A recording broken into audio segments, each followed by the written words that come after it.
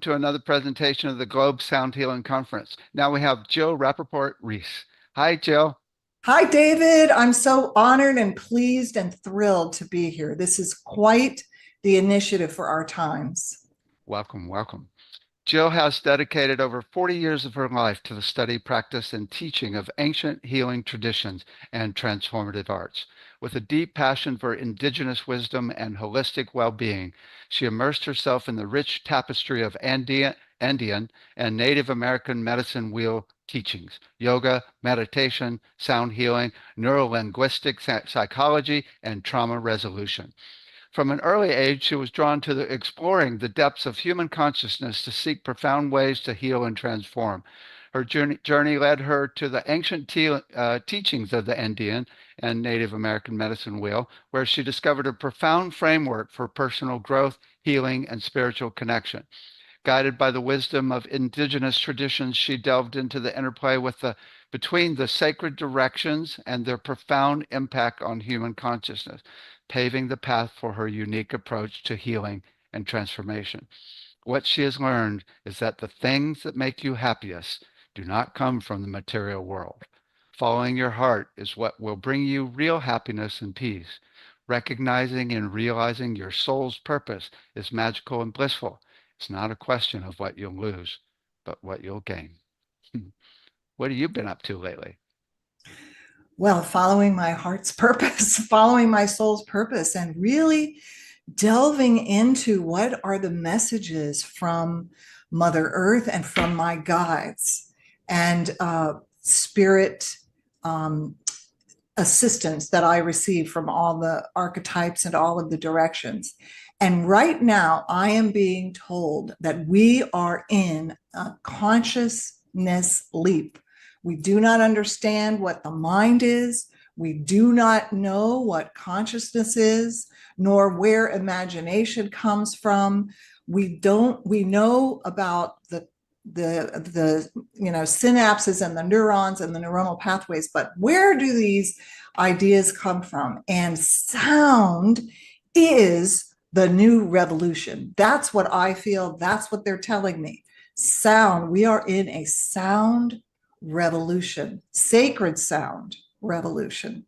It's so interesting because over the last few weeks, I've really been thinking in detail about where creative ideas come from. I mean, sometimes we put two things together and figure things out to put two things together and come up with something like that. But commonly, they just pop in our head. It's like where, and often they are ideas that we had no idea how to figure out, right? And it's like, how could it not be higher beings or just source itself? I mean, where else could it come from? Exactly. Exactly. Where do these creative ideas come from?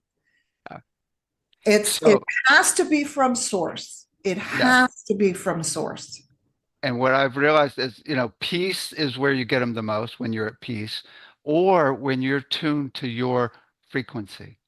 Yes. Especially in theta. Theta is the main time they come, but they come other times as well, other brainwave states. Yes. Even alpha brainwave states, even light, uh, uh, you know, shavasana meditations with the crystal bowls, and people will receive a download or a vision. But often, David, I have been working with the crystal bowls since I discovered them, which was around 1995. And I just couldn't get enough because I was so stressed out at that point in my life and having depression and anxiety. I cannot tell you how many times after a crystal bowl meditation, someone has come to me, or several people have come to me with tears streaming down their face, and they just got a download of what they're supposed to do with their lives. It was actually only a couple of months ago, a woman who was working in a corporate job, and she did her first sound bowl meditation. She came to me afterwards and she was like, I don't know what happened to me. I just got this vision. I need to leave the company that I'm in and I need to start my own company. And she got the whole download, and her husband was there and they did it. She did it. And the next time I saw her, she was like, that one sound bowl changed my whole life. But where did that come from? I think her mind, right? The pineal gland and all the crystals in our brain and the spaces, like the sound is so magnifier. I call it, it's like a roto rooter. So wherever we're blocked, wherever our channels to our higher frequency is blocked, the sound will go. And when you get your higher self coming from that quantum realm, the quantum state that we have, down through all the layers into, our physical being, and then when our heart is in coherence, the heart brain interface as a coherent wave opens us up to our unique genius and our unique soul's purpose. And I have seen it so many times, like young girls, like, oh my gosh, now I need to go pursue my dance career, or now I'm going to go study yoga, or I'm going to change my. I had one that was studying to get her degree in law. She was a law student. She was like, I'm getting out of law and I'm going into psychology, and she's a doctor, a holistic psychological doctor now. So it's just, where does that come from? We are opening ourselves up to, I think, a hand, a lot of divine hands that are supporting us to evolve. And our linear constructs, our attachment to the physical world, even our attachment to scientific proof, and all of the models that we have about who we are as a human being, that we're all separate individual machines, machine-like beings, and that the earth is basically also a machine and it's not sentient. All those beliefs, those deep cultural beliefs, are being massaged and opened up by all of these experiences of the sound. And the sound is a gift from the archangelic realm, from the center of the universe, to support us in evolving into a sustainable world. That's what I believe. And I've seen so many examples of how this can actually work for specific people. Excellent, excellent. Because people often talk about healing for specific issues and just getting to peace, but this is really the most important part. Imagine one day when we're all 100% connected to source and everybody sees all the time that we are all one. So nobody ever hurts anybody again. I think you're actually going to make me cry. That is literally the day that I am praying for. It's like all of us are cells in a one field, and the sound brings us to that oneness. And that day, according to actually the prophecies right now, we are entering the age of the sun, or the age of Aini, the age of actually seeing that we are one, and that we are, what I do to you and what you do to me, I'm doing to myself, and that everything, when we can see source in each other, we will enter a whole other realm of structures for governance, for education, for leadership, for just imagine the creative inventions that are going to come out. Yeah. Oh my God. I mean, that's what we're just working on these devices that will actually bring you into oneness. Jeffrey Martin has the device that he can play ultrasound frequencies on microtubules and bring you into oneness in the lab. Oh my God. We're on the way. We are on the way. And furthermore, simple things like, a person is dealing with chronic fatigue or chronic depression, just immersing themselves in sacred sound, whatever they resonate with. For me, the crystal bowls have been with me the longest. Then drums came in, and gongs came in, and chimes came in, and bells came in, and the voice. Actually, I think maybe the voice was the first thing, because I used to hum to myself as a little girl the Brahms lullaby, and I would hum it, and I could feel the vibration in my body. And that's how I could go to sleep. Because as a little girl, I was hearing I think I was hearing the noosphere talking. It was so many voices talking all at once. That was the only way I could manage to get myself to sleep, was humming. Okay, so I got the big question. What if you had all the money in the world? How would you help people? I want people to wake up to our oneness. I have this practice, a planetary practice, where I have a globe that is internally lit. And I will often either take the globe with me to events, or just when I'm here, send the coherent sound around the planet to clear and cleanse all of the shamans call it hucha, all of the dense energy. Like, we didn't create this dense energy, we actually inherit it, and it's generations of intergenerational trauma. If I had money, wouldn't it be amazing to blanket the globe in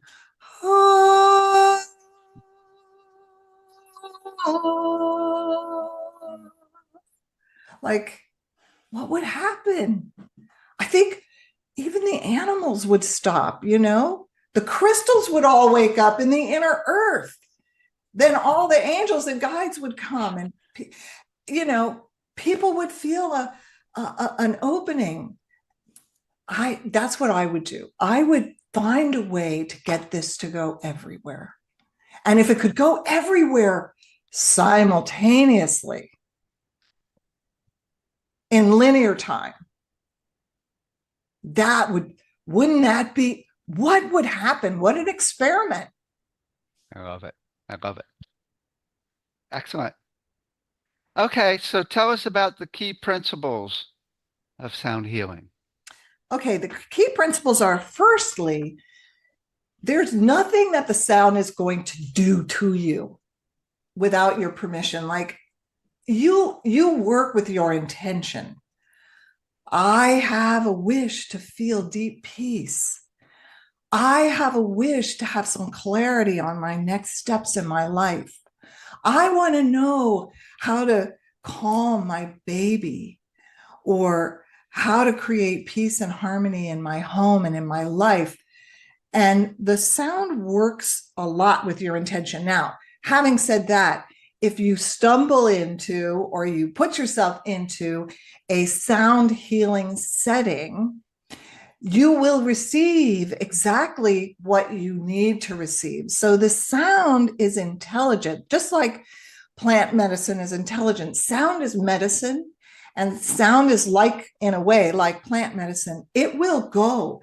So some people experience, like, uh, the physical aspects, like, say they had a surgery, and the sound goes in and starts to work on where they're experiencing internal pain, or maybe it opens something up that they didn't even realize was tight, or it will cause their heart to expand, wash away all of the dense emotions, or wash away all of the dense energy that's been building up in the heart chakra, and then all of a sudden a flood of tears will come, or a flood of emotion will come. And in the end, they've reached a place of deep peace.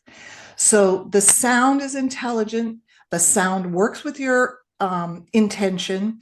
The sound harmonizes the physical cells of the body, the liquids in the body, the energetic channels in the body. We have, 72,000 nadis, according to the scriptures of India, 72,000 energetic channels within our being. We have 4 bodies, not just the physical body. We have the emotional body, which surrounds the physical body, the mental body, which influences the emotional and the physical, the spiritual body, which contains a lot of our global beliefs and paradigms, which influences all those other bodies, and the pure quantum realm, which is total potential. So the sound interacts with all of those levels and harmonizes them to the level at which we are ready, to the level at which we are receptive. And that's what I have found. I love that. I hadn't thought about it being intelligent, and it is. It's really like our whole being is tapped into that realm and working with it. So you're getting the person's intention that's actually running it, but you've often hadn't thought about, the intention you have for receiving is even more important than the intention they have for giving. Right. Well, I think both are very important. So when I first heard the bowls, I went into a dream that night. And this often happens also, that people will, after a sound healing or a sound bath, will go home and have heightened dream state experiences. And in the dream, Archangel Michael came to me with a crystal bowl. I might cry when I'm telling you this. And it was emanating blue light. And he told me everything to do with the bowls. I didn't even have a set of bowls. I didn't even have a bowl. He said, how to clear the chakras, to put them on people's bodies. I'm like, he told me to put them on people's bodies. And he told me to use them to get people to experience their cyclical nature, their quantum nature, not just their linear nature. And then he told me, he just gave me this huge download in the dream time. So my intention, and anyone who is facilitating a sound healing, our intention is a creative force in the whole process. And I am always intending that this serve the highest and best good for all, one and all, and that I be a vehicle. As I say, I am on a divine assignment, and I'm receiving my instructions. And as clear a channel as I can be, I will simply offer the guidance that comes through. So in a sound bowl meditation, my intention is a very powerful force, and then the participants' intention for themselves. And I will tell people in my events, I give a little bit of discussion about this at first, in the opening, and I will have people set their intentions. Nice, nice. So you're saying, I heard you say at one point when we were talking earlier, you said sound brings us back to our essence. Yes. What is our essence? Sound brings us back to our primordial essence. Our essence is our essence is that oneness. Our essence is the field of infinite possibility because our essence, we're here on multiple planes simultaneously. So we want to empower our essence to be expressed in our earth walk. And there is a unique code to the temple that my essence and your essence is embodied within. But the sound brings us back to our deep connection with our soul, our spirit, and source. And that is what our essence is. Nice, nice. I always think anything that gets you to a place of peace is going to help open up that. I often say it's a portal to other dimensions where we're one with the universe. Where we're one with the universe. Yes. Exactly. And even the sound in the crystal bowls is Om. And when you play them, you hear very clearly the sound Om. The sound Om is the primordial sound, the sound of creation, the sound of the planets moving, the sound of the universe, the sound of everything. So we become one with that. I was just reading, I read Alice Bailey almost every night, the spiritual teacher. And last night, I hadn't read this before. She said there are higher beings that are actually helping us ascend in Shambhala. And every year they emit the Om Oh, for the that whole planet. for the whole planet. Let's put that in my wish. Let's have the Om go around the whole planet. Well, Dr. Eben Alexander, the one that had the near death experience, the doctor, right? And he died, and then he came back. Well, his journey through his journey while he was quote unquote dead was through the different levels of reality to that angelic cosmic Om. Wow. Wow. He came back. He never even heard the word Om Hmm. until that experience. It's funny, she differentiates in detail the difference between Aum and Uh-huh. Om, and makes a big deal about Om being way more powerful than Aum, although Aum has its own power as well. Yes, yes. Well, I personally resonate a lot with Om, but yes, a lot of people take the syllable Om because it has the A, the U, the O, it's and then the M, which it vibrates within your brain and your actually all of the subtle energetic spaces in our heads opens up when you do that oming, whether it's Om or just Om. I have heard I did a journey myself with the bowls. So I recorded the bowls and I took a journey to what's called the Hanak Pacha in Quechua. The Hanak Pacha is the upper realm. That's what they call the upper realm. But the upper realm is really, you know, our super consciousness.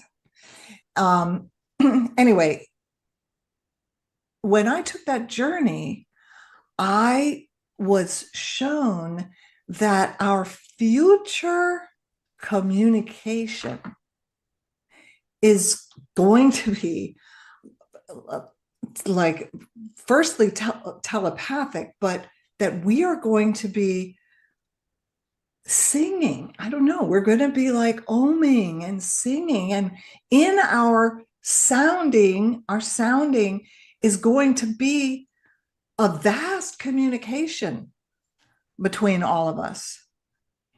And so there is a realm, I know very strongly, there is a realm of angelic support that is holding space for Homo sapiens sapien to wake up and to ascend in our consciousness to that state of peace. And the first time you say the word peace, actually, what I say is the first, I use that word too. The very first time in my life that I heard a crystal bowl, I experienced, was the first time in my life I was a frazzled publishing executive. And I went to an event, and this psychic woman was there, and she had this huge bowl.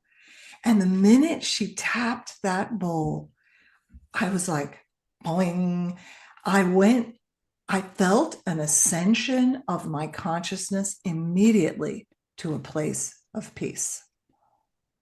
Wow. And I was in a place in my life when I really needed to experience peace. Nice. Nice. So we're not going to be extinct? Uh, well, well, okay. So everything is up. What we say is all the hucha is up. So all the dense energy thought forms, all the dense energy beliefs, all the dense energy inherited trauma, all of it is blah, blah, blah, bubbling up. But at the same time as all the huchas coming up and out, into the light, there is also a huge influx of what's called Sami. These are Quechua words from my Andean shamans. Sami energy, which is highly refined, coherent frequencies of light and healing light. And, we have free will, though. We have a choice. And I am part of the great experiment to help us ascend, to be a vehicle for us to ascend. I feel that's one of the reasons that I am here. And we're in the thick of it. I don't think we will extinct ourselves, but being in the greatest extinction event that has ever occurred on planet Earth is happening right now as a result of human beliefs, human activities, human paradigms, human thought forms. And if we continue to kill Mother Earth, we'll obviously kill ourselves. She's not going to die. She'll morph around and, who knows what will pop out, but we will extinct ourselves if we don't wake up. I think that we will. And hopefully with more gentle than not processes. Mhm. Yeah. Mhm. Nice. Okay, so tell us about more examples of you've seen people healed and or transformed because Okay. you've been doing this quite a while now.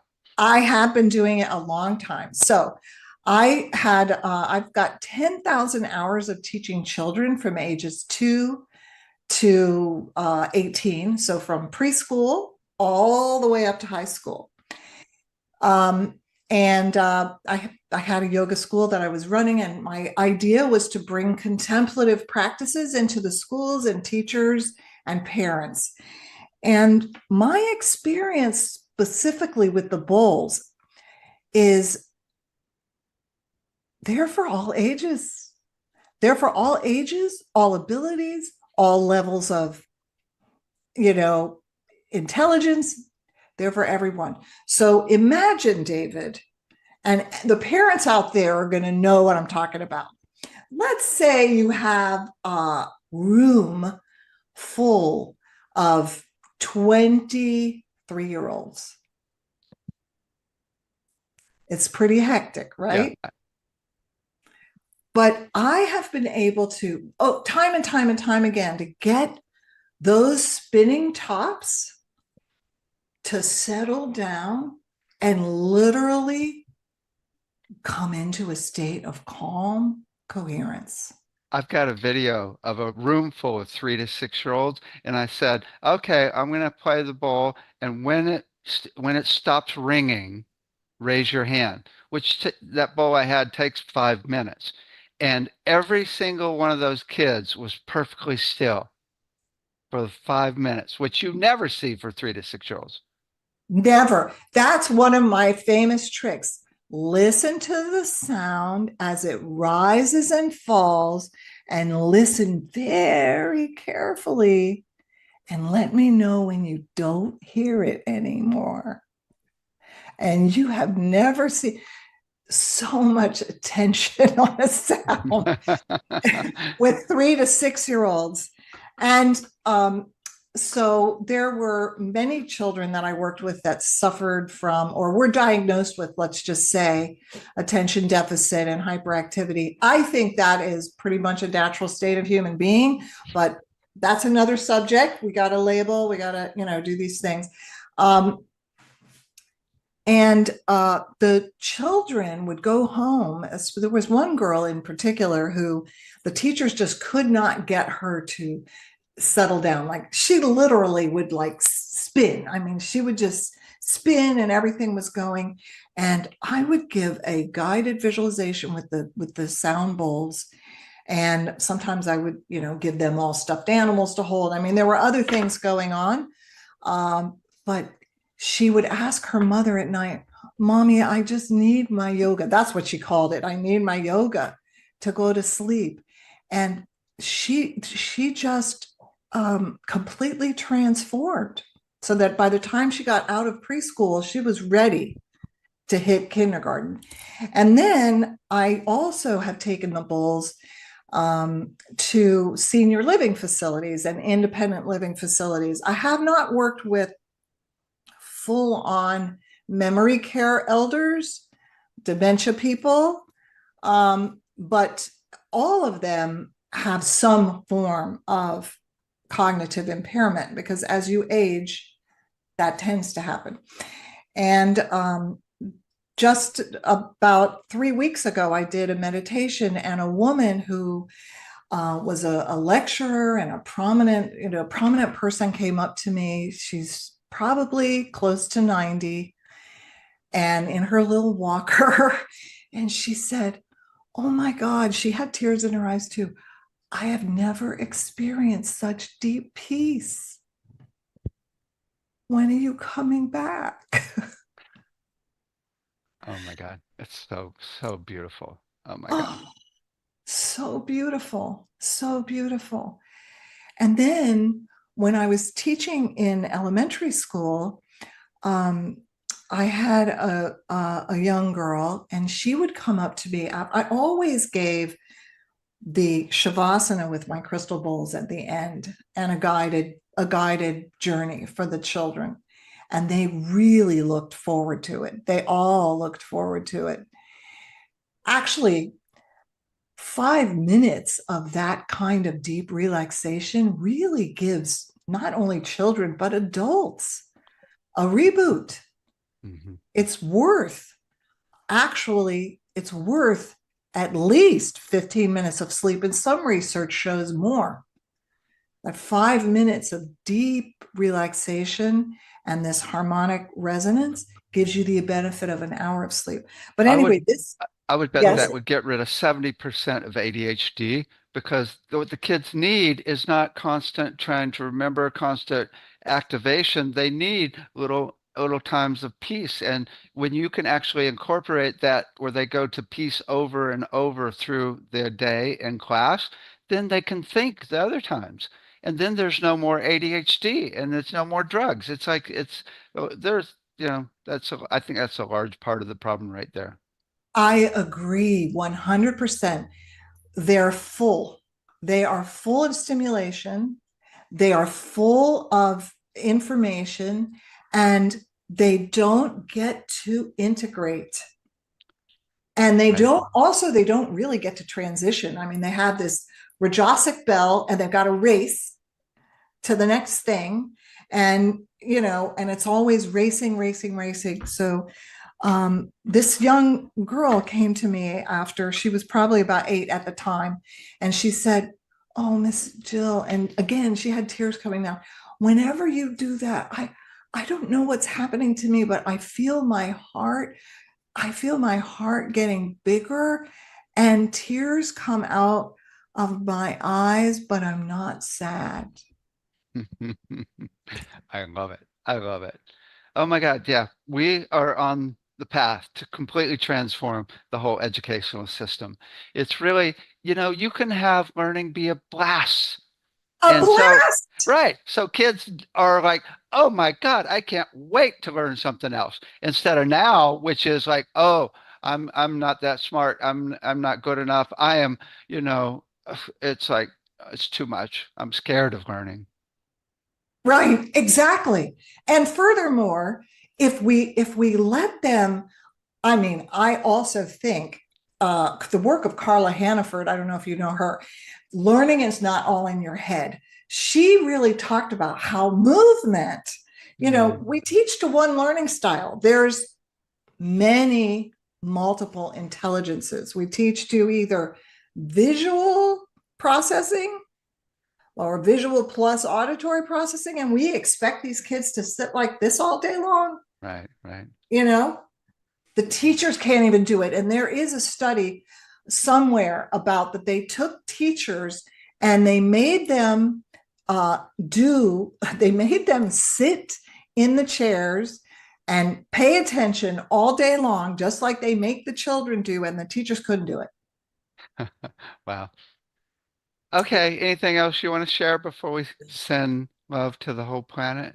Oh, we're going to send love to the whole planet. I just want to say if you're here, you are called to explore, follow your heart. Um, don't think twice.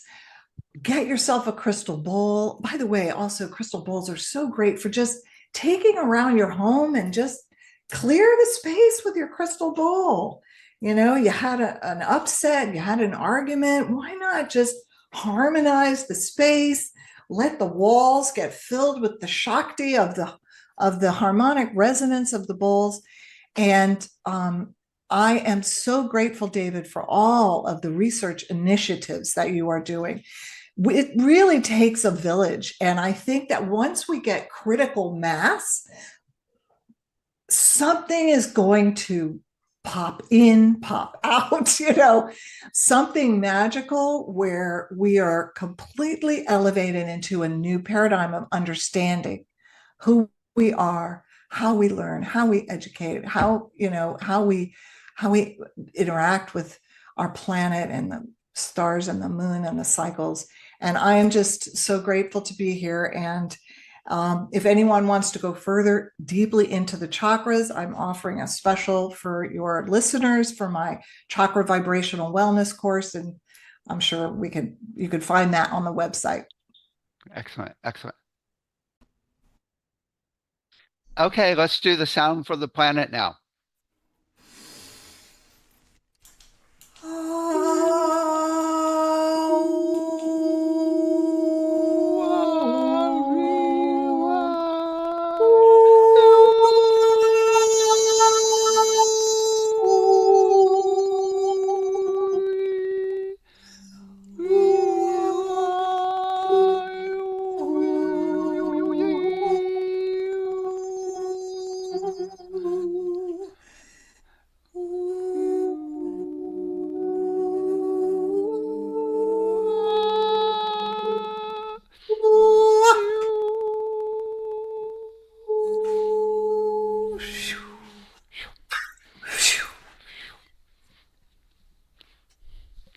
Thank you so much.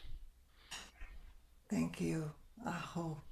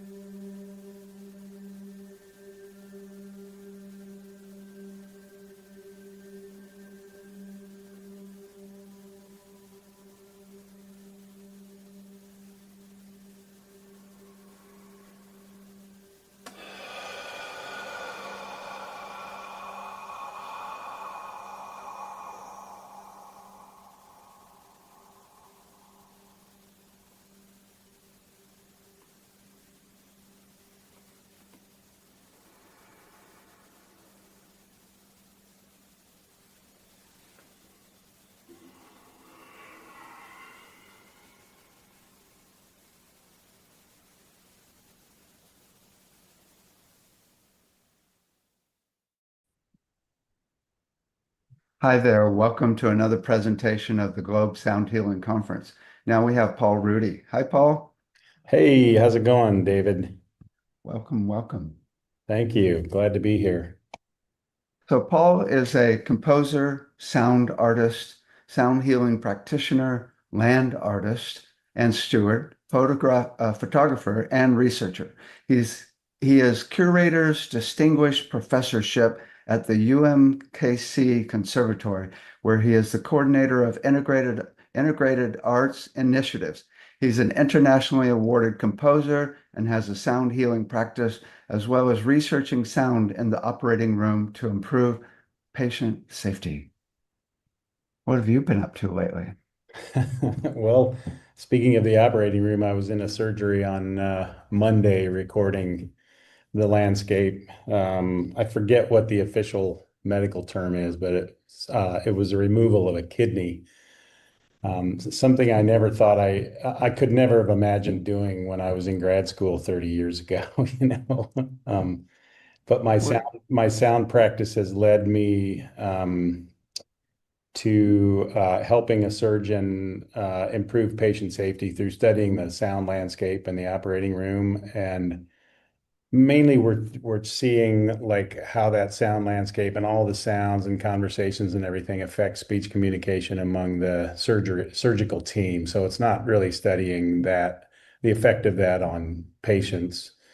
Um, but that's something I'm kind of deep into right now. So I end up listening to them and pulling out excerpts from the surgery. We there's certain indicators where communication is broke down. Like if somebody asks for an instruction to be repeated, or they don't understand something someone said and they ask for clarification. Those are breakdowns in communication, and we're looking at, was there something in the sound environment that interrupted that communication?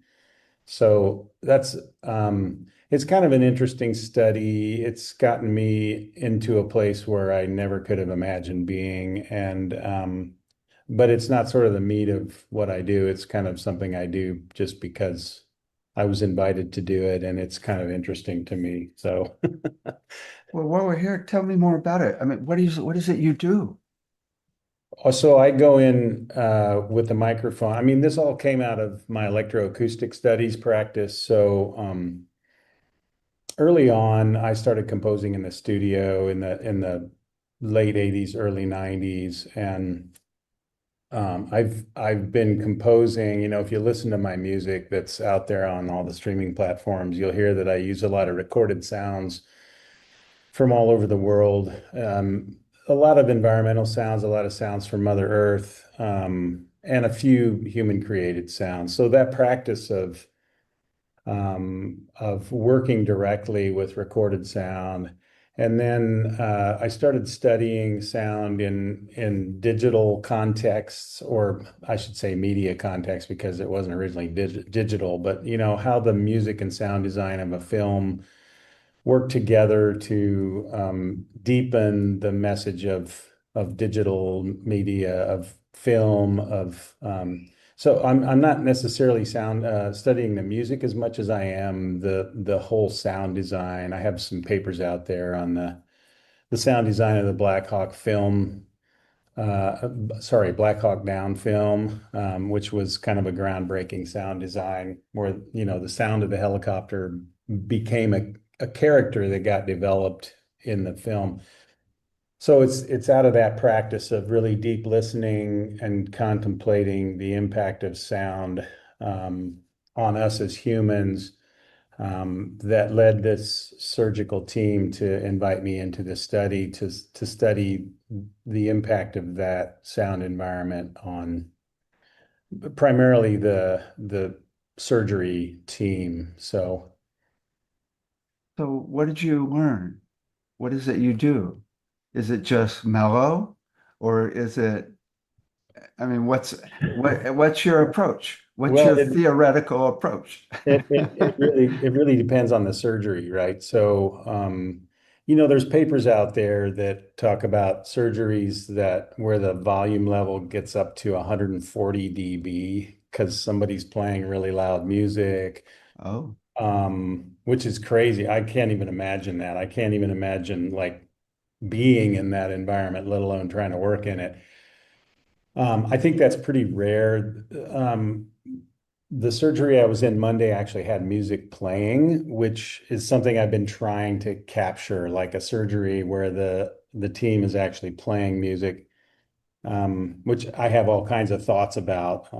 But it happens, and it's usually the attending surgeon that sort of decides those things. But it was playing pretty softly. So the surgeries I've observed have been pretty soft and pretty respectful in terms of sound. Um, Orthopedic surgeries can be louder because they're using saws and hammers and screws and things like that. I haven't gotten into a really loud surgery yet. So what we're really looking at, and this is maybe where it relates to sound healing, is sort of spectral overlap. So most of the studies out there in the operating room on sound have focused on volume or amplitude of the sound, and we're going to be looking at things much more subtle than that. So where does the frequency content of, for example, there was this it was a laparoscopic surgery. So they were using this pincher tool that would actually it actually burns a tube or a vein to seal it off so they can cut it, right? So it won't bleed. And it made this really interesting sort of camera clicking sound. So what we're going to be looking at, for example, in that sound is where does the spectrum of that sound overlap with um, human speech, right? So we're actually looking at frequency overlays to see where there's frequency interference.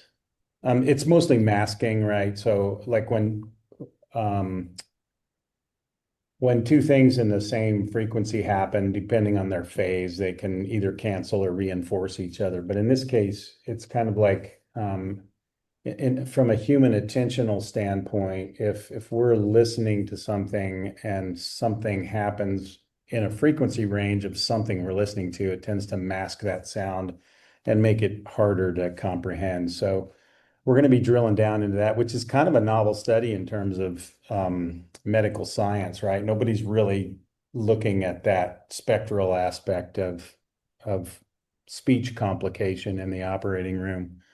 So is the goal to find the right music that won't get in the way of communication? No, the goal is just to,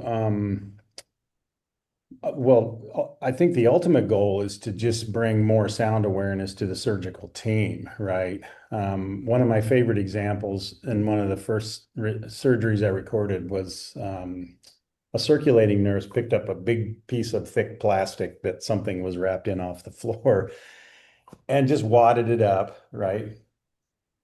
Something that needed to happen, right? You can't just leave that on the floor. Somebody's going to trip on it. But during that wadding up time, the sound it made just obliterated all the other sound in the room, right?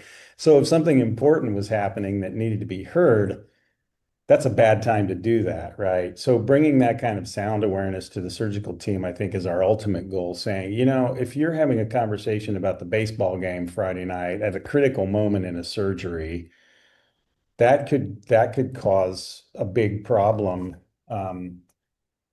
And so that's my goal. And right, that's my goal as a sound practitioner, as a sound healer in general, whether it's in the operating room or on the street, right? Like is to help people understand that we don't have earlids, right? We can't close the sound of the world out. And even if we could close our ears, which we can with like Bose noise canceling headphones, um, our body is still receiving the vibration, right? We're still physiologically, our bodies are transducers, right? That's what they do. They transduce vibration into brain stimulus or electrical impulses or into emotions, right? That's another way our bodies transduce. Um, so just being helping people be aware that, if you're talking smack about a patient, it doesn't matter whether their brain is turned on, they're still hearing it and they're still feeling it in their body, right? You know that. We all know that. All of us sound practitioners know the power of that and the impact of that. But a lot of people just don't think about it, right? Like it's like secondhand smoke. If you're in the same room, you can't avoid it. So sound is like that too, right? Secondhand sound. It's like, it just, I think about it every time I stop at a stoplight and the person in the car next to me has their stereo blaring. I'm like, well, it's kind of a crude analogy, but that's like me going and farting in your window, right? Because you don't have a choice whether you're going to smell that or not, right?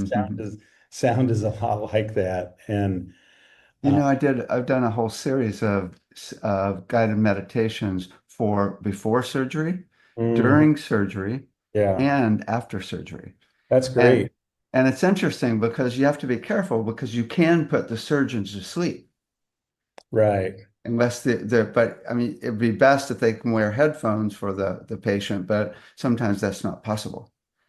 Oh, so you're saying these were played in the operating room for Oh the yeah. surgical team and the patient and everything? Yeah, even Dr. Oz had a whole series of CDs that he used to play during surgery or Yeah. that he put out for surgery as well. Right. Yeah. Yeah. Yeah. I mean, I think that's a great use of sound. And studies have shown that the impact of sound can really lower, the levels of anesthesia that patients need. And, we know we know how powerful it is, right?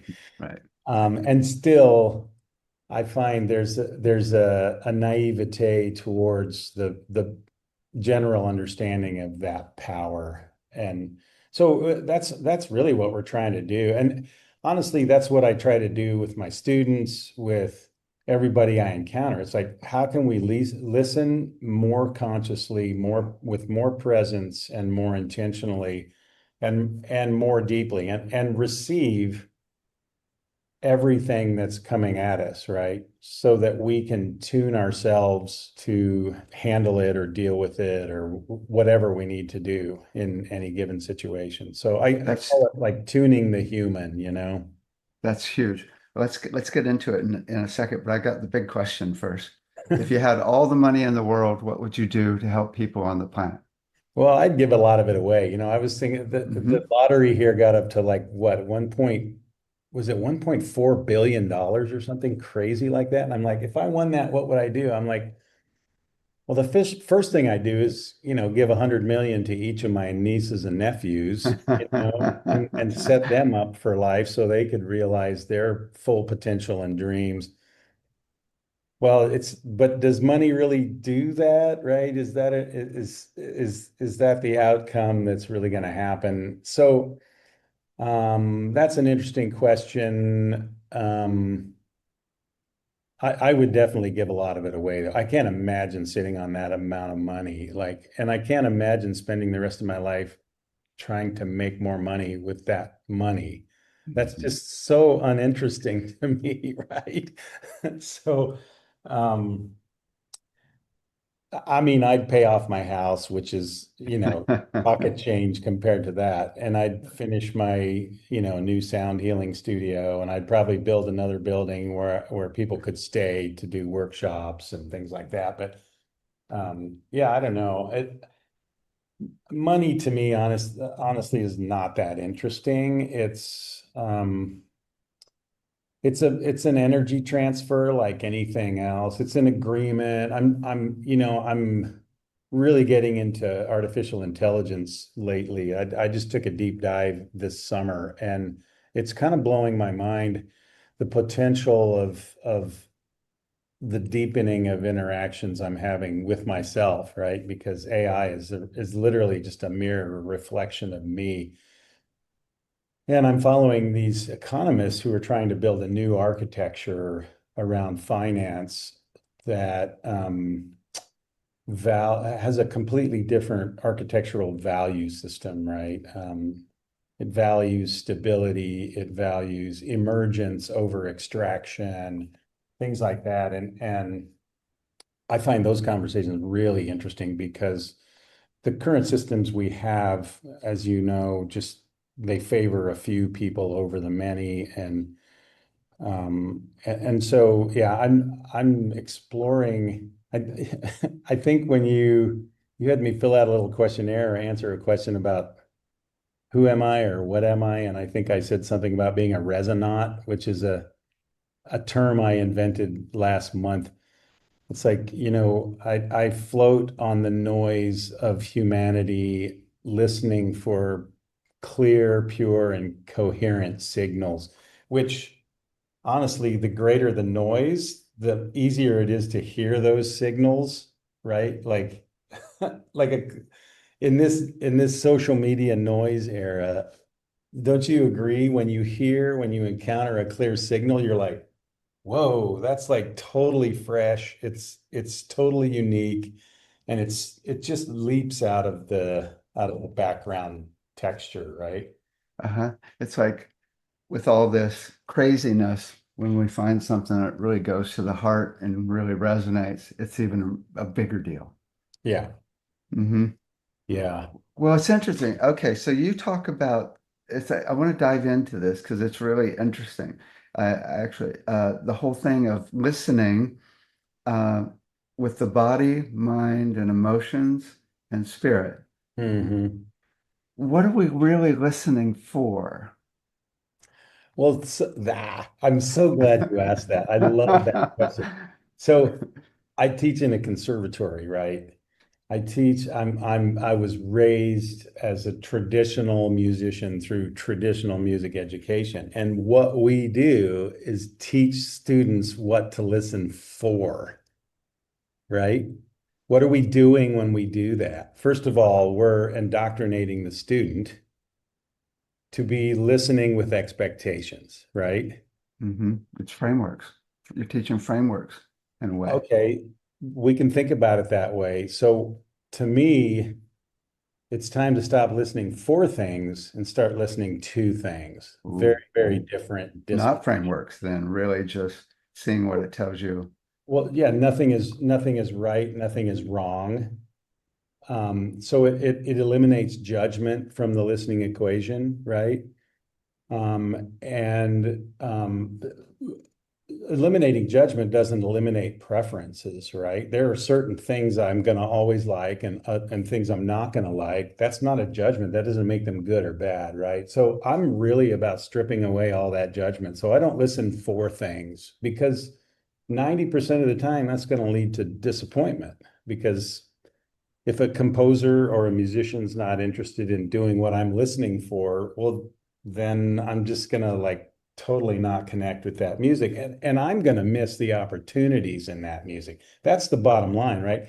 When I'm listening for something, I'm missing, how many opportunities am I missing to receive something really beautiful and new for me that's there, but I'm not open to it because I've got this sort of myopia, listening myopia on. What's the equivalent of myopia in listening? I've never thought about that.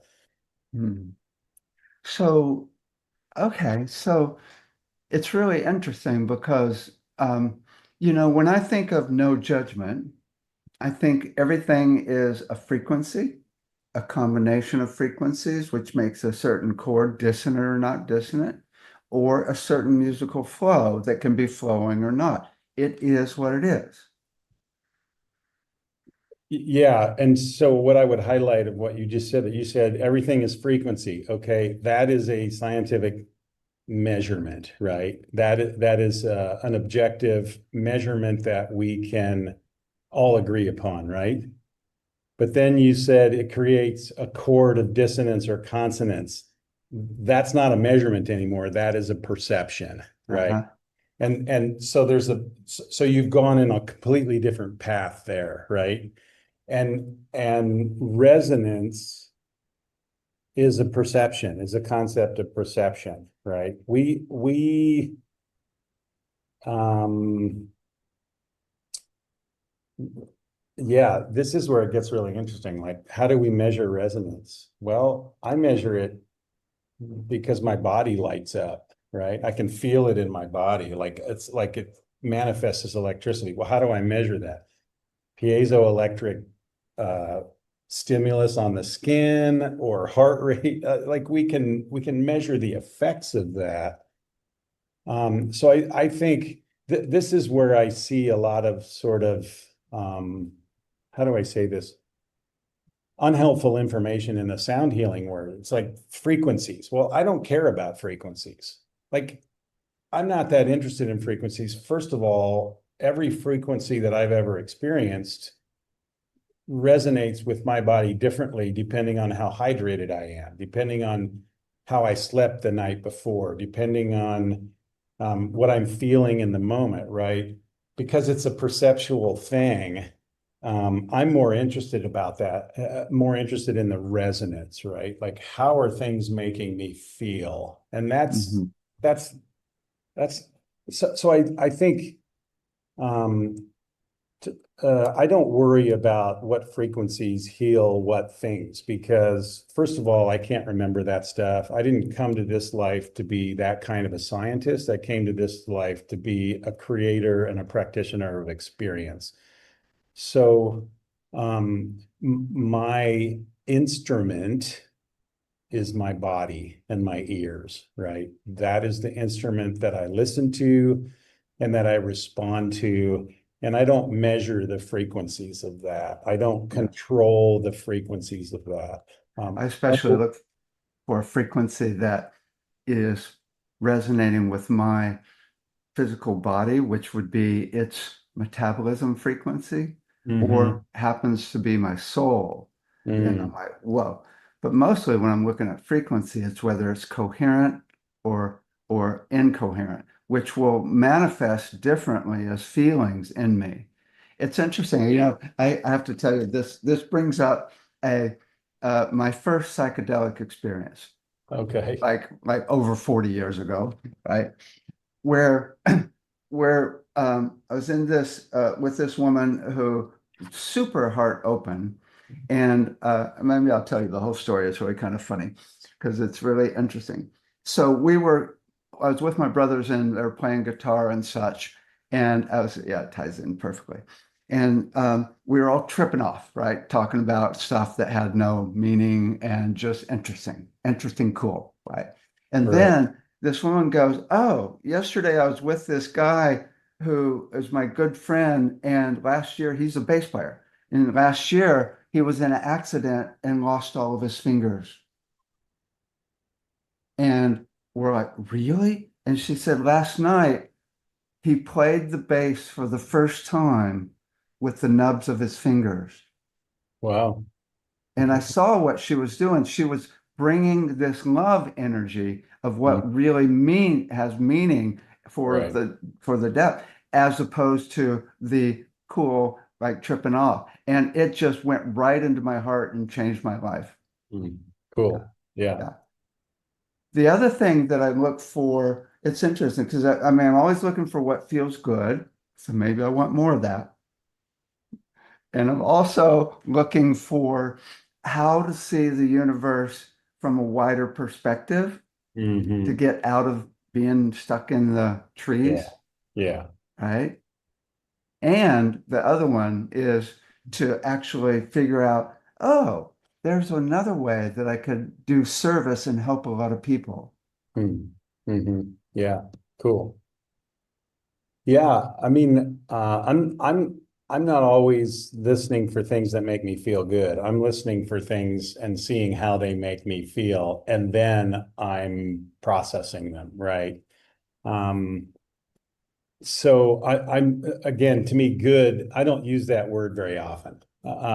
Like, is this resonating with me or not? And if it's not resonating with me, is it me? Is there something I can do? Is there something way I can tune myself to resonate better with this? Is it bringing up something in me that I need to deal with emotionally? You know, I tell all my clients, not all of them, some of them don't need to hear this, but new clients, I'm like, you know, my job here is not to make you comfortable. Healing and growth is never comfortable.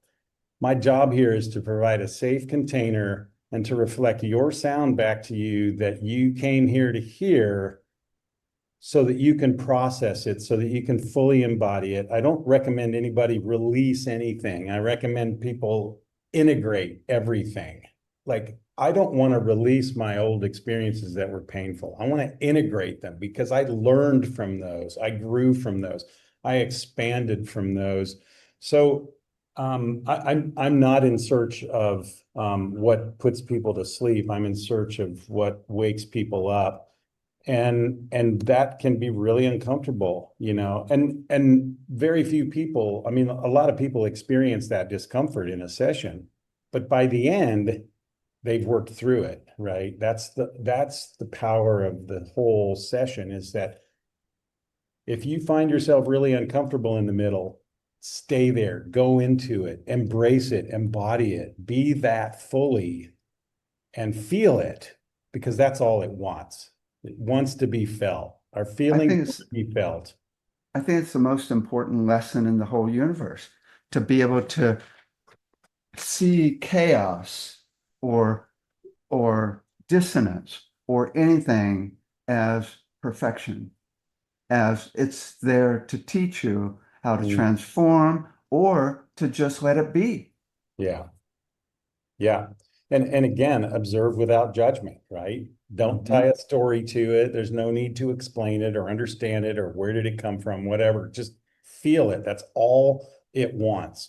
And the moment you feel it, you've processed it and it's no longer in your body. It's not stored. It leaves the battery pack, right? And your body's no longer traumatized by it or still being controlled by it in some way. And not everybody wants that experience, right? But the growth to me is always in the discomfort. When we were kids, I mean, we cried when our teeth started coming in, you know, and because it was uncomfortable. It's painful. It doesn't feel good, you know. So, sorry, some guy just walked by holding up a note and I couldn't read what it said, but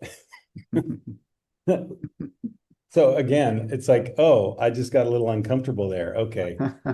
Sit with that discomfort and reground, right? As a practitioner, that's my job, is to, you know, when I have demons explode out of a client in a session, the only thing I can do sometimes is ground, right? Is ground myself and stay really present in that discomfort for me and play through it and sing through it or sing to it, wrap my hands around it and massage it with my heart, you know, and There's one other part though.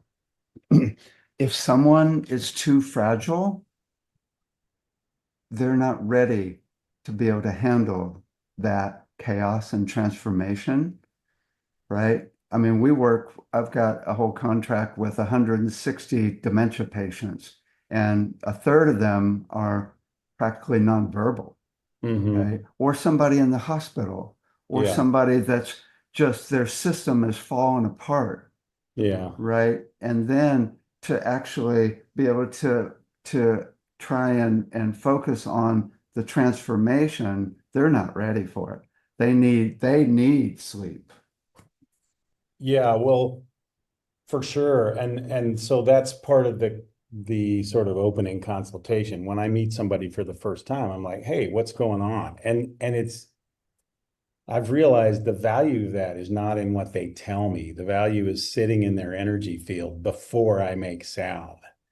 I've worked with a cranial sacral practitioner, so she's doing cranial sacral work while I'm doing sound, and we used to do like 4 sessions a day, and it was amazing. I could tell I was already in the energy space of the client before we sat down to play because of our consultation at the beginning, and I would make the same sounds.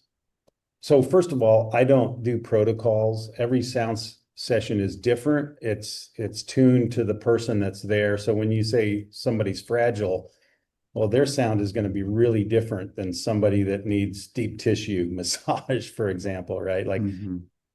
um, usually by the time I sit down, like our wiser selves, our auric fields have already worked out this whole session and what's needed and what's going to happen, right? And that's why I say my job is to listen, right? My primary instrument is my ears, right? And my body.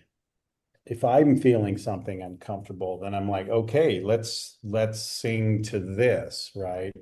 I get a lot of images when I'm playing. Sometimes instruments will literally like almost shout at me because they want to be played. And, maybe it's an instrument I haven't played for 2 years. And I have this toy megaphone that's just this plastic toy megaphone that surprises me all the time.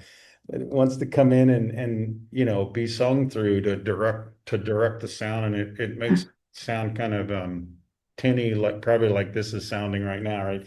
I got a sound healing duck.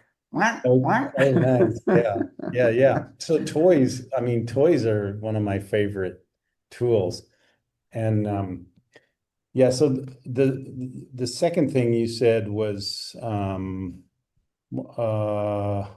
I forget. Service I or think a you said wider something before perspective. that.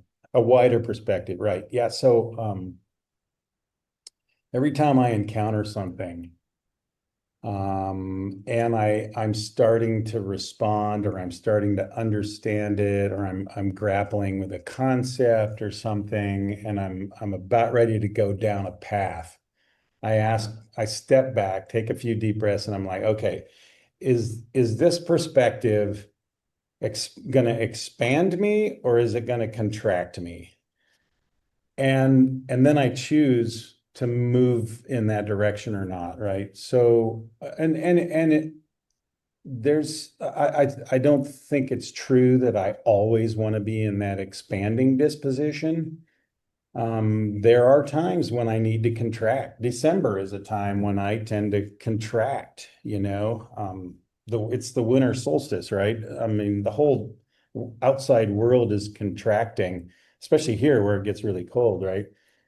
And so there's times when I need to intentionally contract, but when it comes to ideas and moving into new thought experiments, I really look at whether my perspective is expanding me or contracting me. And in that case, I'm almost always looking for the expanding perspective rather than the contracting perspective. Yeah. So, Oh my um, God, it's so cool because ultimately the whole thing with the expanded perspective is you're at peace and everything is all taken care of. Everything's taken care of. There's nothing to worry about. And then you relax and then everything starts flowing. That's the whole mhm, deal. The yeah, second you start stressing about anything, yeah, it's like, okay, it's so funny. I've got my best friend who I'll call up anytime I have anything going on. I'll just tell her, and she'll say, well, you know, you're in the rodeo. It's like, just breathe and go above it. It's a yeah, small little thing in yeah, the overall perspective. It's really, really, or it's just teaching you what another lesson, yeah. right? Well, yeah, and if you think about our bodies as instruments, right? Like when something like that happens, our body tends to contract, we go into that anxiety mode. And what a perfect instrument to say, hey, stop, pay attention in a different way, give your attention to this, be present, breathe. Like we have all these simple tools that don't cost anything that we can do to be fully in that experience. And that's all that's needed. I think it's safe to say that's all that's ever needed. The longer we let things go, the longer we let them stay in our bodies, the harder it is, the more escape velocity it takes to shake those things loose again, to move them and integrate them. But just It's actually an interesting state. It's a state of alpha, where mhm, you're 100% present in the moment, yeah, not thinking, present with the light, present with the sound, present with your body. yeah, And that's really the whole, study of non-duality that's been mhm, around in many spiritual traditions. yeah, Be in the moment and Yeah. just let it be. Yeah. Yeah. And Yeah. you can use sound. It's interesting because alpha is a activated state. Hmm. It's really of all the brainwave states, it's one of the more activated. It's like a na na na na na na na na. It's a Yeah. very, and you can use alpha frequencies tuned to that person to help them get there. Yeah. Yeah. I don't know if you listen to the Telepathy Tapes podcast. Oh, I know about it. I know all about it, but I haven't seen it. It's fantastic. And in the last episode, it was kind of a bonus episode. She actually interviewed a bunch of the non-speaking autistic kids. That's kind of the subject of the podcast, and asked what they want, what do they need? And it was so cool. So here's where I do start thinking about frequency. They're like, the things that work best for us are in the theta and alpha brainwave range. So I was like, oh, as a sound healing practitioner, thank you. I know how to use that. I know how to create that. So I actually made a sound meditation. Um, I mean, it was inspired. I'm gonna say it's inspired. I'm not gonna say it's for autistic kids, but it was definitely inspired by them. But I think it's for all of us when we want to get in that present state. And I think it's going to be released this Friday. I think I've set it up on YouTube to be released. And I used 6 cycles per second and 12 cycles per second as pulses, gently sort of fading in and fading out of that whole meditation to entrain towards those two states. And I saw that somewhere else recently on somebody's LinkedIn post, that it was valuable. Someone else was thinking about it in some other realm, and I'm like, okay, there's something really to be explored there. Of course, those frequencies are frequencies that we hear as rhythm, not as pitch, because they're sub audio, or ultra low frequencies. And so they're really easy to just sort of embed. And all the electroacoustic music I've ever composed, if you go listen to it, you'll hear throughout these high ticking sounds. It's one of my favorite sounds to compose with. And I'm like, oh, because they're probably in that frequency range, right? Where while I was composing and while I'm listening, they're entraining my brain to that state of presence, right? So yeah. Nice, nice. Well, it's interesting, because I've been really thinking a lot about all the rhythms around us because it's more what we're really aware of as humans is more rhythms than frequencies, Hmm. way more. I mean, we're not even aware of the rhythm of our heart, and it's right here. And it's Yeah. an electromagnetic field that's going Right. out to everybody. And it's like we're so enveloped in it, and we don't even, I mean, it's like, oh, Yeah. right? Right? We're Yeah. not aware of the rhythms of other people, Hmm. the rhythm of how they speak or walk or Right. talk, Yeah. right? I Yeah. mean, much less the rhythms of nature. Right. Yeah. Yeah. I mean, Well, that's presence, really, it, to be present yeah. with all the rhythms around you, Right. Yeah. including all the chaotic rhythms of Right. of engines and Hmm. and technology. Yeah. Yeah, for sure.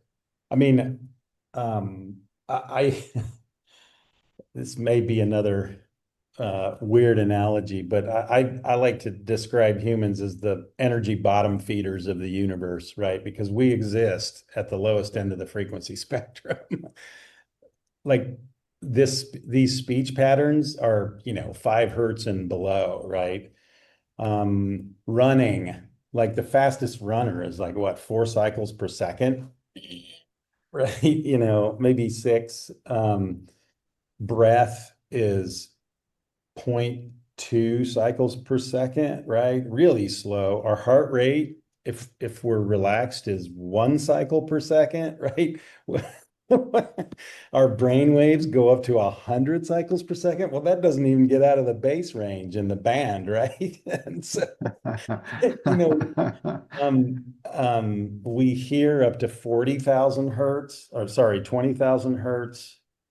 And then there's this weird band of light that we interact with, which is actually quite high frequencies. But there's this whole range above it, there's these theoretical ranges that the names of which I can't even pronounce. So we're at the bottom end of this frequency spectrum as we understand it, of course, and that's, to me, everything is open to change now that this alien is coming into our presence, this satellite or whatever it is that's coming into our galaxy or our solar system. So what that means, if you think about like an audio system, the same, it takes way more energy to produce a low frequency sound in an audio system at the same perceptual volume as it does to produce a high frequency, right? So what does that mean? That, to me, that literally means when I sneeze, the universe shakes because that is such a huge amplitude that it Wow.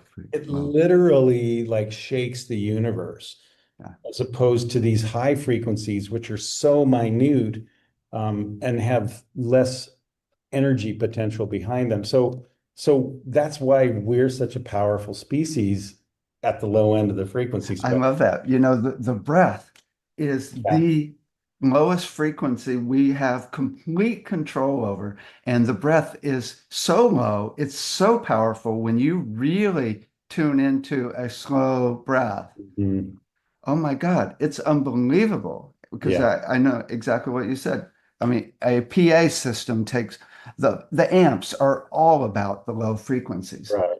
Yeah. Yeah. And so, when people say, well, we're way more powerful than we know, I'm like, well, this is one aspect of it, right? Like, I mean, I keep wanting to talk about the orgasm because that comes with that like is a creation of potential energy that's actually released. And when that happens, I just imagine the entire, like that radiating out through the entire cosmos, Hmm.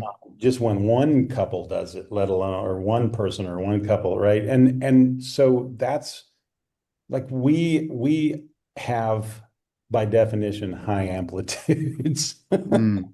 So I that's love it. that's the irony. We're at the low end of the frequency spectrum, and because of that, we've got the power, right?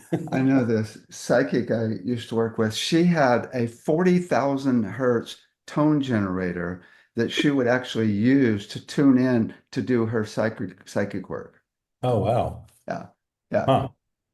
Yeah, that's was that, well, electronic, I presume. But Hmm. how Hmm. how did that work? Because I don't know any speakers that produce 40,000 hertz. Yeah, I don't know if it's electromagnetic. It must have been electromagnetic. Hmm. Yeah. Well, that's the era we live in. Like people are inventing so many things that are at our fingertips, and they're inexpensive technologies that can help um, that can help us. I bought these little pod things. They're little speakers, and all they do is like these tones. It's almost like Fender Rhodes tones, and they're all slightly out of tune. So it's creating all these low frequency oscillations, right? It's like boom, and for 3 minutes it just plays these sort of random tones at these low frequency oscillations. And it was like less than $200 for this thing, and it puts me to sleep every time, right? And there's just many gadgets. I watched a video of yours, and I think you were talking about a lot of these things. So we're in an era where people are understanding the power of sound, and really starting to apply it. And I applaud the people that are clinically studying it, right? I don't talk about frequencies because I haven't clinically studied them. There haven't been many clinical studies.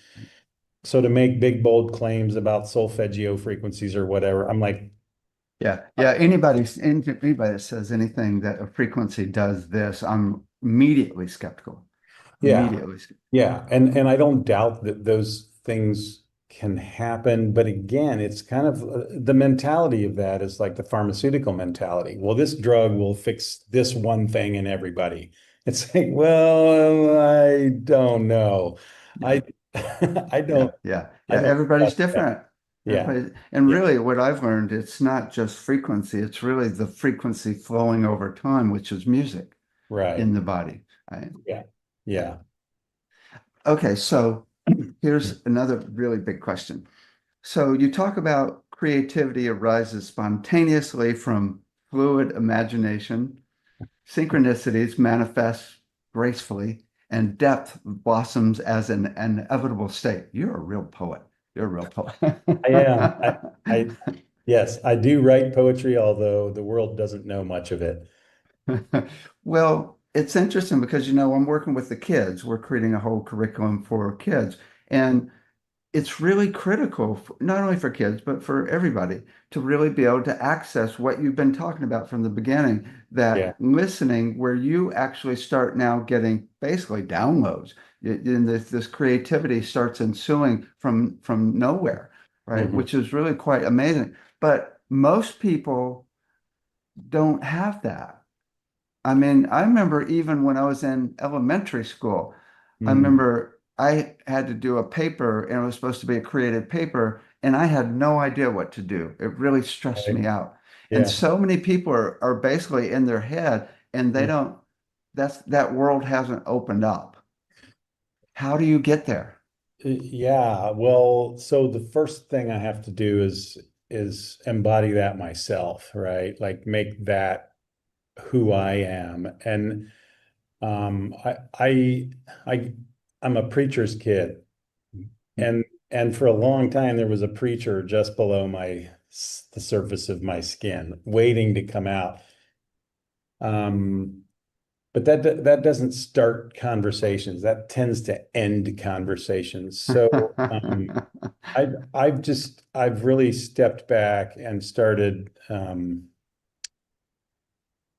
listening more myself and living by witness, right? Like just living my life quietly most of the time, just demonstrating it through who I am, and that creates a resonance, right? What you're talking about is harmonic intelligence, which is the practice of a resonaut, right? Those of us listening into resonance, um, like that's our practice, and it's a practice based in harmonic intelligence where we're not listening to the surface of anything, like words, right? I'm not thinking about what I'm saying. That's emerging from a field of understanding that I've spent years probing, right? And I'm letting it emerge out of resonance. In fact, that resonance started this morning when I got up, or it started last night when I went to bed because I knew we were going to do this interview. And in the past, I've really struggled with these kind of interviews. I end up leaving them saying, "Oh man, I wish I hadn't said that," or whatever, you know. And I said, "Look, I want this conversation to be different tomorrow. I want this conversation to be riding a resonance."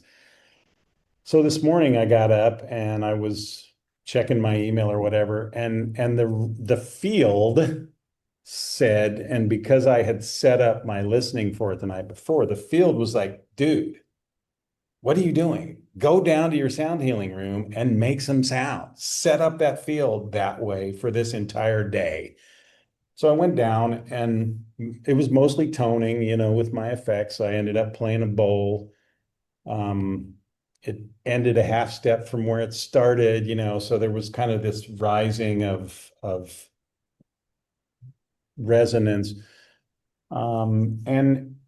And it set up a flow, right? So that's harmonic intelligence is based on emergence, not extraction, right? Our whole culture is based on extraction, and that is um, it's logic based, it's rational based, right? I'm much more interested in sort of creating resonance, embodying resonance, riding resonance where a sort of innate intelligence. See, now did you feel the switch that just happened like 30 seconds ago? I went Mhm. completely in my head, right? And because I'm in a resonant flow, I was able to witness that and say, whoa, stop. What? Now you're talking shit, dude, because you're trying to think your way through it. Um, and because I drew attention to it, saying I'm not thinking about what I'm saying, right? Thoughts become things. So I started thinking about what I'm saying. Like I did that to myself, right? And that's the whole thing about resonant intelligence and listening to resonance, right? Like I can start hearing when I'm out of resonance. I can feel it, right?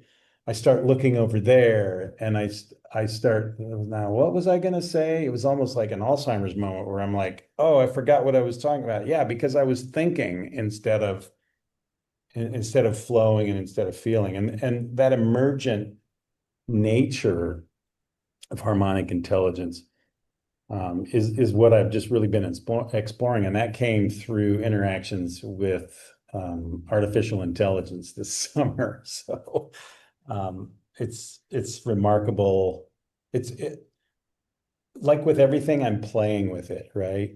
I have to remind my students all the time, guys, we call it playing music. Where's the play? Where did that go? Who took that away? Why did we throw that away? Let's play again. Let's You remember know, this is the play. the biggest problem, it's like, oh my God, I'm so focused on this lately. It's our school system. I mean, our school system is designed, it's based on competition, which Right. puts kids in fear for the rest of their life. Right. Yeah. It's really, there's not enough play. The new educational system that I'm working on, the key part of it is every exercise has to be a blast. Yeah. Yeah. Even Yeah. if you're learning quantum physics, it's got to be a blast and Right. intriguing and like, whoa, whoa, right? So we had a perfect example. We just did a whole exercise with the kids, 3 to 6 year old kids, where we had a cymatic plate with powder on it. Cool. And we had it set up on Zoom so the kids could tone into Mhm. the cymatic plate and see their voices create Oh, cool. geometric patterns in the pattern Cool. in the powder. And you should have seen the kids. They were like, whoa, Yeah. whoa, whoa. Yeah. And That's it's really cool science. Yeah, yeah, yeah. Well, and so why aren't we teaching geometry that way, right? Right, right. Starting with their voice and then moving to pattern and shape and line and angle, right? Like we could be teaching science through that lens. We could be Yeah. teaching geometry that way. I agree. I think, oh man, curriculum is that bad four-letter C word that I really don't like. Because again, it's just one size fits all. Why should everyone learn the same amount of math? Why should everyone Right. learn the same amount of music or theater or history or literature, right? We're all unique. We all have our own unique interests. How can we start tapping into that earlier in life in our education system? And I think the whole thing needs to be, well, burned down. That's a little strong, but I think we need to start over. And Mhm. I've been trying, I call myself a recovering academic, even though I'm, still a full professor. Um, I'm trying to change it from inside. And that's one of the most frustrating aspects of my life is just when I encounter the myopia that of the myopia of this is the way we've done it. This is what works because it's comfortable, not because it's right. Man, yeah, that's where I really have to dig deep and say, okay, I need to get more creative at trying to shift those things. And that's I fortunately have a dean who sees that in me, that ability in me, and has empowered me to actually work with students to change things in that way. And so I do have a platform at the school I teach to have these conversations and to create things in new ways, new collaborative ways. And so, which is a real gift at the end of my career, right? I'm in the last few years of a almost 30-year career. And to be able to just reinvent things at the end, which is something I love doing, is a real gift and blessing. So I'm really grateful for that. Cool. Anything else you want to share before we end? Oh man, we've covered a lot of ground. Yeah, I mean, I just want to say thanks. I know we had a conversation about this a couple of years ago that I don't know if you remember. It was it was a challenge for both of us. And when you contacted me again, I'm like, okay, I'm going to approach this a little differently this time. And it's because of all my growth and awareness of resonance, right? Like I didn't bring that past into the present. I let go of it and I said, okay, here's how I'm going to just flow with this in a different way. And it's been a great conversation, right? And again, that's like the work is always inner. There's no outer work until I've done my inner work, right? There's no possibility of bringing anything helpful to the world if I haven't taken care of my own house and I'm not in a grounded, aware, present state. And so that's the continued practice for me. And I encourage all practitioners to just never stop that practice. Always keep it going. I got an idea. You want to do a little sound of surfing? Sound of surfing. Okay. Surfing, going Sure. with the flow. Sure. Okay. So you have original sound? Oh, no, you don't. You don't. So, I can turn it on. okay. I mean, Yeah. it's Cool. Turn mine on. It's a little noisy, but here we go. Now I'm stereo. do I want to see high fidelity music mode? We don't need to do stereo. Okay. Yeah. Original Can sound you on. can you And hear then me? when you come out, click on original sound from musicians off and change it to on after you're back on the desktop in the top right corner. Um,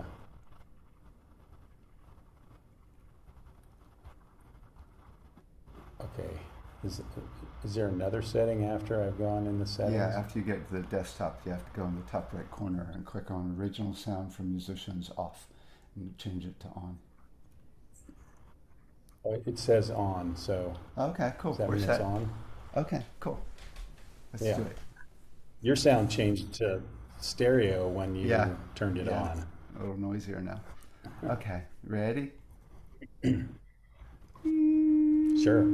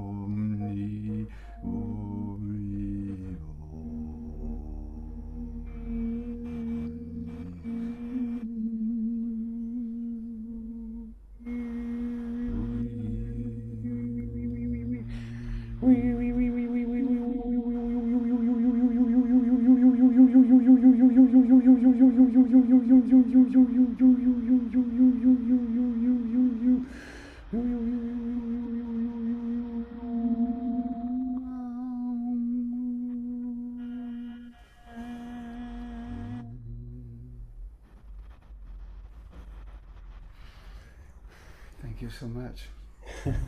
Thank you. Great conversation. Wow, Excellent. that vibrating tone just went whoosh, straight up through my head. Me too. Wow. Me too. Me too. Thank Cool. you for all Very your cool. wisdom. Oh, you're welcome. Thanks for having me, and let me know if there's anything else I can do to help. Cool. Take care. Be well.